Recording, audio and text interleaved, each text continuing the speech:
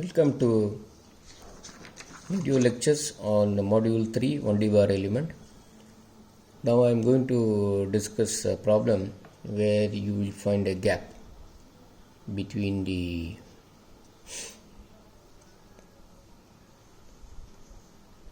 problem and there is a boundary wall given. Okay, let us discuss about this kind of problems. In the figure, a load P of 16 to 10 raised to 3 Newton is applied as shown in the figure. Determine the displacement field, stress and support reactions in the following body. E is given. So this end is fixed. It's given 150. There's a point load here. This is 250 mm. Now the interesting thing is about there is a gap of 1.2 mm. This is the end of this body and there is a wall. How to solve this kind of problems? Let us talk about the FE model in this. The FE model, as usual, it's a straight line. We can take two elements here, Q1, Q2, Q3, 1, 2, 3, F1, F2, F3, L1 and L2. This is the FE model. This is the direction of X. Now, what is the stiffness matrix? So first, the stiffness matrix remains the same for all problems. The formula is same and you have to just substitute the values. So this is K1, 1 and 2 and K2. All the values you substitute and get the K2. Now global stiffness matrix, it is K is equal to K1 plus K2. K is a 3 by 3 matrix, so 10 raised to 5 by 3. This comes out to be, when you add them together, this is what you are going to get. This is about the global stiffness matrix. Now, this is the equilibrium equation, that is K into Q is equal to F. K is given, Q is also given and F is given. F is given to be at point 2, it is 60 into 10 raised to 3. P is given to it, this is P and 16 to 10 raised to 3.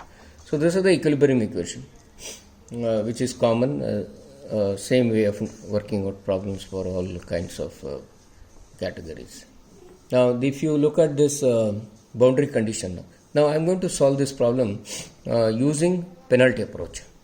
This problem can also be solved using elimination, but let me use the penalty approach. You are aware of penalty approach. So C, let's find the value of C, maximum of Kij into 10 raised to 4, maximum Kij 2 by 3 into 10 raised to 5. So C comes out to be 2 by 3 into 10 raised to 9. Now you have to modify the K matrix. Okay. So what is the rule? C is to be added on to first and third diagonal element because node 1 and 3 displacement is known.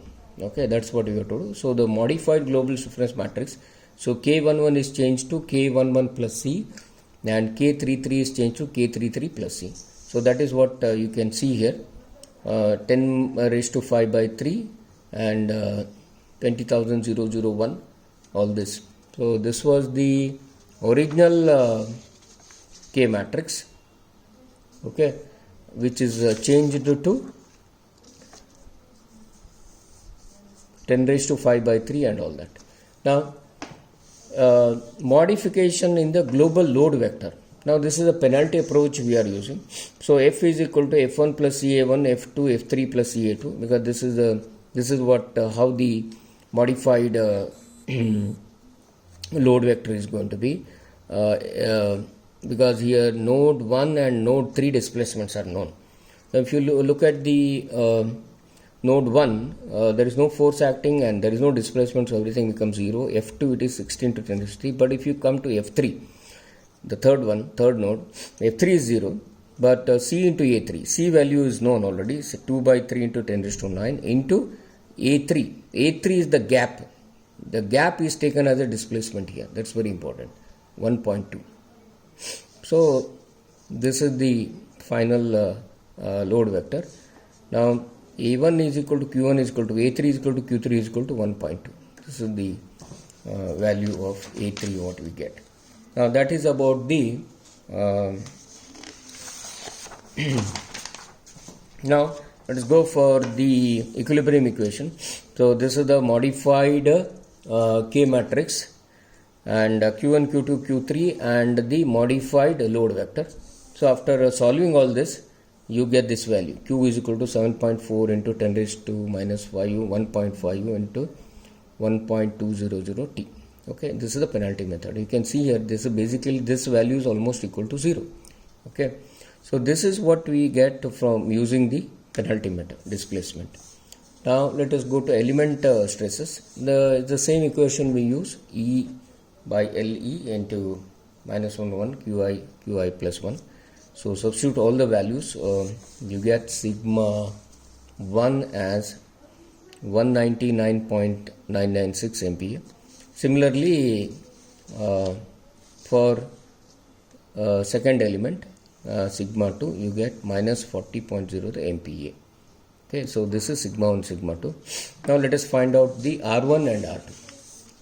R1 and R2, it is because we are using penalty approach, we'll use the general equation Ri is equal to minus E into Qi minus Ei. If you look at R1, minus E into 7.49 into 10 raised to minus 9. Okay, here the A1 is 0, so it becomes by default minus E into Q1. Okay, now if you look at R3 is going to be C into Q3 minus A3. So minus C into Q3 is 1.2000015 minus A3 is 1.2. So you have to take a larger decimal value for this value Q3. So 1.00015 minus 1.2. So then only you will get R3. Otherwise it becomes 0. Okay. So minus 10.001 into 10 raised to. This is what you get. Now this problem can also be solved using elimination. You can try this solving this problem using elimination method.